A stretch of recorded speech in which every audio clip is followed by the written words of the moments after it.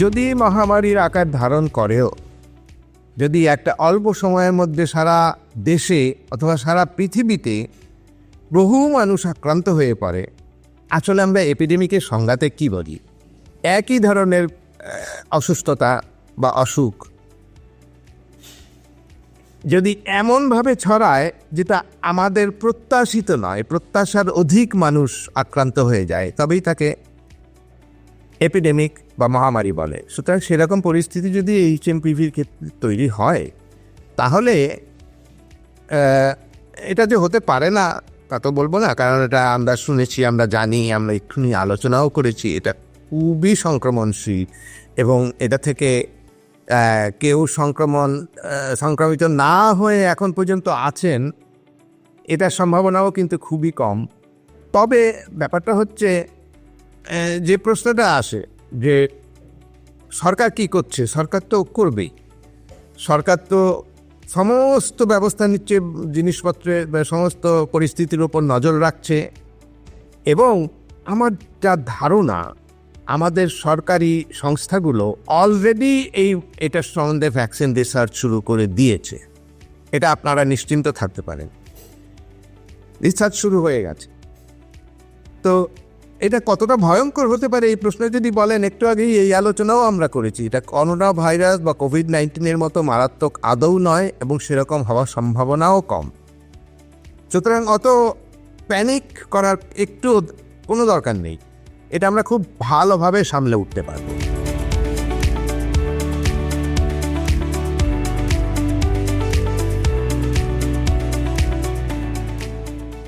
Viral ডিজিজের ক্ষেত্রে এই প্রশ্নটা উঠে আসে এবং সঙ্গত প্রশ্ন।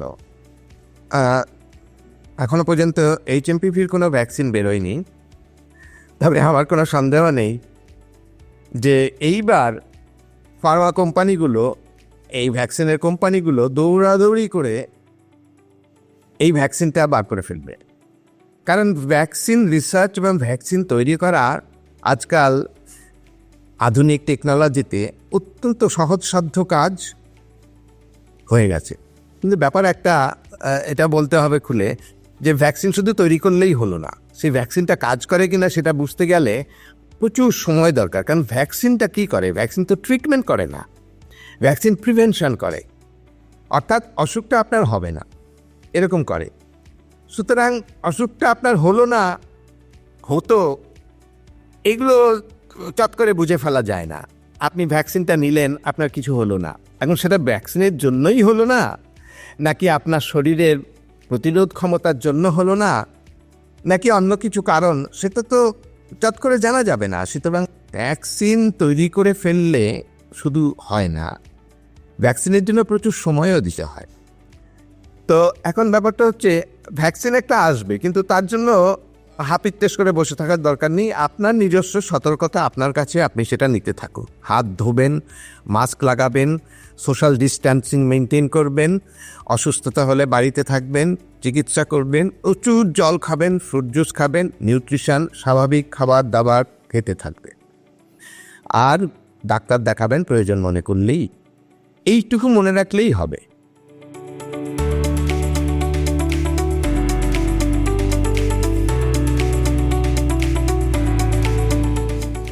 একটা প্রশ্ন উঠেই আসে যে এই শীতকালে তো সর্দি কাশি হয়, না দিয়ে জল পড়া, একটু জ্বর জ্বর ভাব, এগুলো তো হয়। তো এগুলো যদি হয়, তাহলে আমরা কি করে বুঝবো আমাদের এইচএমপিভি সংক্রমণ হয়নি? যদিও একটু আগেই বলেছি, আমরা আলোচনা করেছি, এইচএমপিভি সংক্রমণ হলে এমন কিছু ঘাবড়ানোর ব্যাপার নেই। তবুও কি করে আমরা বুঝবো যে এটা এইচএমপিভি সংক্রমণ নয়? দেখুন, এই প্রশ্নের উত্তর খুব সহজ। এটা যেহেতু একটা সাধারণ রেসপিরেটরি ভাইরাস এবং ফুসফুসের সংক্রমণ করে, এবং এটা করোনা ভাইরাসের মতো, কোভিড-19 মতো অত মারাত্মক নয়, সুতরাং এতে যে আমাদের জানতেই হবে যে আমার এইচএমপিভি হয়েছে কিনা এবং তার সঙ্গে প্যানিক করতে হবে, তার কিন্তু কোনো মানে নেই। তবে হ্যাঁ, প্রশ্ন তো আসেই, একটা পোশাকি প্রশ্নও আসে যে কী করে এইচএমপিভি আইডেন্টিফাই করা যায়। দেখুন, আমাদের দেশে বিশেষ করে RT-PCR বলে একটা টেস্ট আছে, সেই টেস্ট অ্যাভেলেবল। এটার খরচা হচ্ছে 400 টাকা থেকে 4000 টাকা। আপনি বুঝতেই পারছেন বিভিন্ন ল্যাবরেটরিতে বিভিন্ন, কিন্তু এই টেস্ট অ্যাভেলেবল। এবং এই টেস্ট যদি আপনি করান RT-PCR, কয়েক ঘন্টার মধ্যে রিপোর্ট দিয়ে দিতে পারে ওরা। তো সেই টেস্ট করালে জানা যাবে HMPV হয়েছে কিনা। কিন্তু তার চেয়ে জরুরি হচ্ছে এরকম যদি কিছু হয়, আপনি নিজের থেকে কিন্তু সতর্ক থাকবেন। কেমনভাবে? আপনি চিকিৎসা করবেন, যেমন জ্বর হলে প্যারাসিটামল, তারপরে হাত ধোয়া বারবার করে, খেয়ে মাস্ক লাগানো, বাড়ি থেকে না বের হওয়া, মাস্ক পরেই আপনি আপনার বাড়ির লোকেদের সঙ্গে কথাবার্তা বলবেন, তাদের সঙ্গে একটা দূরত্ব মেনটেন করবেন। যদিও আমরা জানি ভাইরাস এত সূক্ষ্ম ক্ষুদ্র একটা জিনিস, ও সাধারণ মাস্কের ভেতর দিয়ে অবলীলায় চলে যায়, এটা আমরা জানি। কিন্তু সেটা ব্যাপারটা হচ্ছে অন্তত কিছুটা শ্লেষ্মা, তারপরে সর্দি কাশির যে ড্রপলেটসগুলো, সেগুলো তো আদান প্রদান বন্ধ হবে। সুতরাং সেগুলো তো আপনাকে করতেই হবে। আর যদি মনে করেন যে আপনার অসুস্থতাটা সিভিয়ার হচ্ছে, আপনি শ্বাসকষ্ট হচ্ছে আপনার, আপনি একটু হাঁটতে গেলেই হাঁপিয়ে পড়ছেন, জ্বরটা বাড়াবাড়ি হচ্ছে, বমি হচ্ছে বা অসুস্থতা, আপনি কিন্তু ডাক্তার দেখাবেন। একদম অবহেলা করবেন না, ডাক্তার দেখাবেন, এটা মনে রাখবেন। সুতরাং সতর্কতাগুলো এখন থেকেই জেনে রাখুন, যদিও প্যানিক করার কোনো দরকার নেই। এই হচ্ছে ব্যাপার।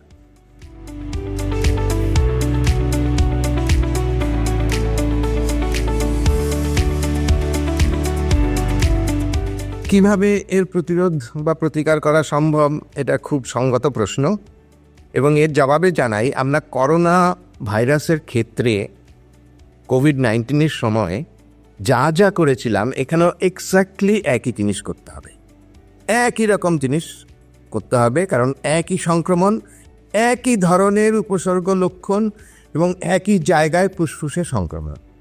সুতরাং তখন আমরা যা করেছিলাম এখনও তাই করব। আমরা মাস্ক পরব, আমরা ভালো করে হাত ধোবো। এই হাত ধোয়াটা কিন্তু ইম্পর্টেন্ট, কারণ আমাদের হাত বিভিন্ন জায়গায় আমরা লাগাই, আমরা টেবিলে হাত রাখি, বিভিন্ন জায়গায় রাখি।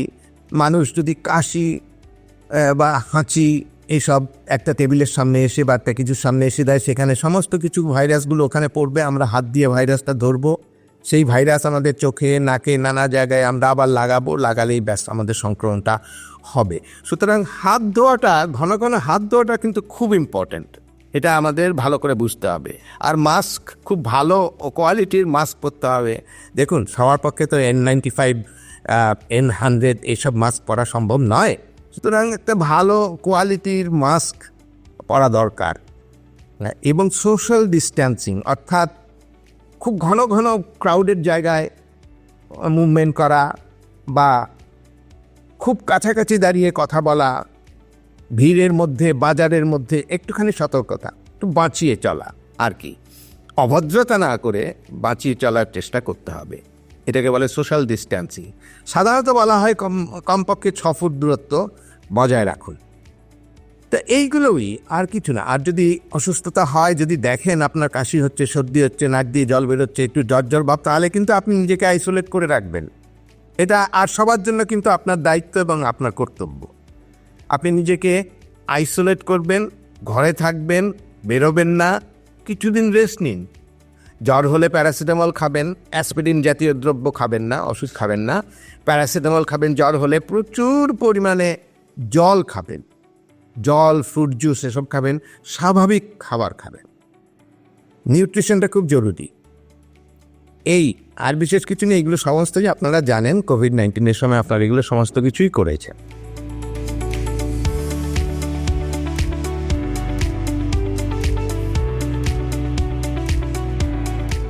এই হিউম্যান মেটানিউমো ভাইরাস কি কি লক্ষণ এবং উপসর্গ সৃষ্টি করে?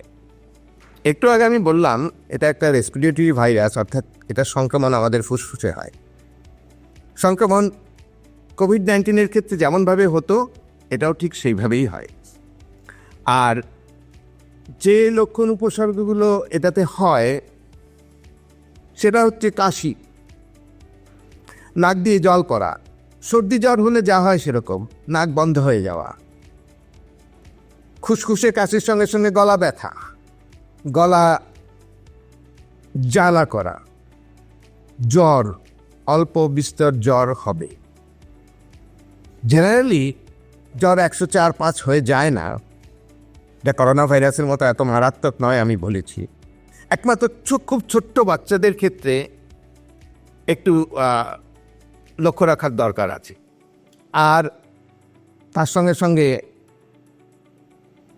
শ্বাসকষ্ট হতে পারে যদি খুব বেশি সংক্রমণ হয়। আর অবশ্যই যেমন একটু গা ম্যাজম্যাজ করা, দুর্বলতা, এইসব সমস্ত কিছু হয়। বুঝতেই পারছেন এগুলো শুনে যে এইচএমপিভি আর কোভিড-19 মধ্যে তফাৎ বিশেষ কিছু নেই। তবে কোভিড-19 আরেকটু সিভিয়ার ইলনেস তৈরি করত, আরেকটু বেশি। এটা কিন্তু অতটা বেশি ইলনেস তৈরি করতে পারবে না, করে না। এই বৃদ্ধদের ক্ষেত্রে, ধরুন 60, 70, 75 বছর বয়সীদের ক্ষেত্রে একটু সতর্কতা লাগবে। সব ক্ষেত্রেই এরা তো বৃদ্ধ, এদের ইমিউনিটি কম, এদের শরীরের প্রতিরোধ ক্ষমতা কমে যাচ্ছে, সুতরাং তাদের প্রতি একটু লক্ষ্য রাখা দরকার। আর ছোটো ছোটো বাচ্চাদের, আমরা তো আরএসভি বা রেসপিরেটরি সিনসিটিয়াল ভাইরাসের ক্ষেত্রে দেখেছি বাচ্চাদের, ছোট্ট বাচ্চাদের বেশ অসুস্থতাই হয়। সুতরাং এটা আমাদের কাছে নতুন কিছু না। আর বললাম তো, আরএসভি বা রেসপিরেটরি সিনসিটিয়াল ভাইরাস আর হিউম্যান নিউমো ভাইরাস, এই দুটো একই ফ্যামিলির ভাইরাস, একই ধরনের ব্যাপার। সুতরাং আমাদের শরীর কিন্তু প্রস্তুত, অত চিন্তা করার কোনো কারণ নেই।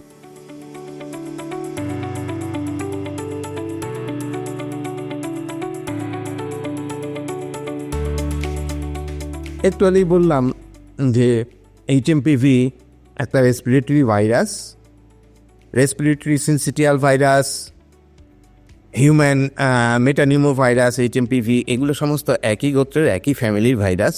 এগুলো হচ্ছে নিউমোভিরিডি ফ্যামিলি।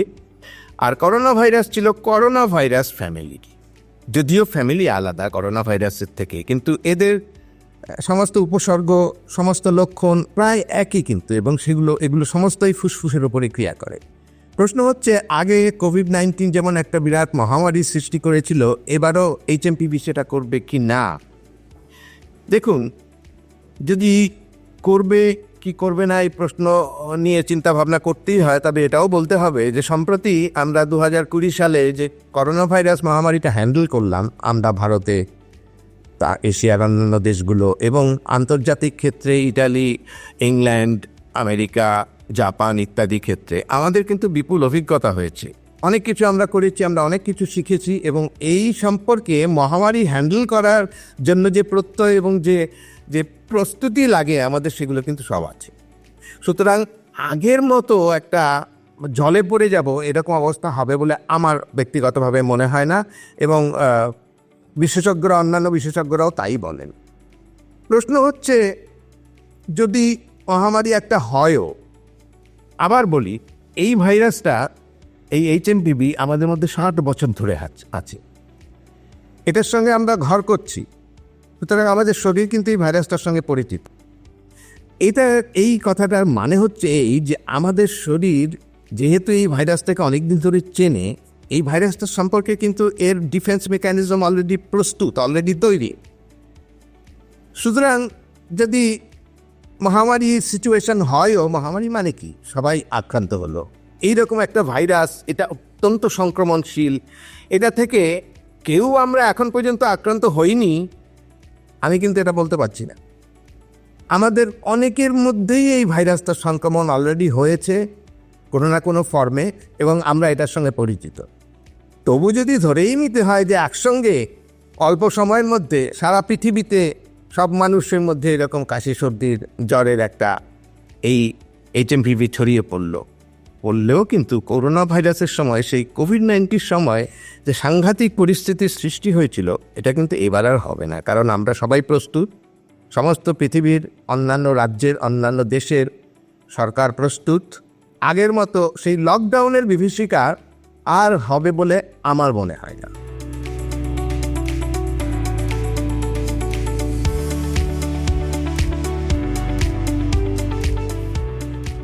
হিউম্যান মেটানিউরো ভাইরাস একটা রেসপিরেটরি ভাইরাস, অর্থাৎ ফুসফুসের সংক্রমণ করে। আর এই এইচএমপিভি বা রেসপিরেটরি সিনসিটিয়াল ভাইরাস বলে আরেকটা ভাইরাস আছে, সেটাও একটা রেসপিরেটরি ভাইরাস, সেটাও ফুসফুসের সংক্রমণ করে। এগুলো সমস্ত নিউমো ভাইরাস ফ্যামিলির ভাইরাস। আর আমরা যখন কোভিড-19 দেখেছিলাম 2019-2020 সালে, সেটা ছিল করোনা ভাইরাস ফ্যামিলির একটা ভাইরাস। কিন্তু এই ভাইরাসগুলো সবই রেসপিরেটরি ভাইরাস, অর্থাৎ এইগুলো সমস্ত কিছুই ফুসফুসের উপরে ক্রিয়া করে। একই ধরনের লক্ষণ উপসর্গ তৈরি করে এরা। কিন্তু এটুকু বলতেই হবে যে করোনা ভাইরাস 19, কোভিড-19 যা আমরা দেখেছি, এই এইচএমপিভি কিন্তু তার চেয়ে খারাপ নয়, তার চেয়ে মৃদু, অতটা সাংঘাতিক উপসর্গ লক্ষণ তৈরিও করে না, আর মৃত্যুর হারও এতে অনেক কম, কোভিড-19 চেয়েও কম। কোভিড-19 তো এমনিতেই আমরা দেখেছি এশিয়াতে বা তথা ভারতবর্ষে, বাংলাদেশে, এইসব জায়গাতে আমাদের এফেক্ট ওই পশ্চিমের সভ্যতাগুলো, পশ্চিমের দেশগুলো অর্থাৎ ইতালি, আমেরিকা, ইংল্যান্ড, এদের চেয়ে অনেক কম হয়েছে। সুতরাং আমরা আশা করতে পারি এইচএমপিভি আমাদের এমন কিছু বিব্রত করতে পারবে না, এটা আমরা মনে করি। এখন সবার তো একটা আতঙ্ক সত্যি থাকে, আতঙ্ক আছে, কিন্তু অত আতঙ্কিত হওয়ার এক্ষুনি কোনো দরকার নেই। জিনিসটার ওপর আমাদের সরকার এবং WHO এসব বড় বড় রাষ্ট্রায়ত্ত এবং বড় বড় আন্তর্জাতীয় সংস্থা সমস্ত খেয়াল রাখছে। কি হবে আমরা আস্তে আস্তে জানতে পারবো।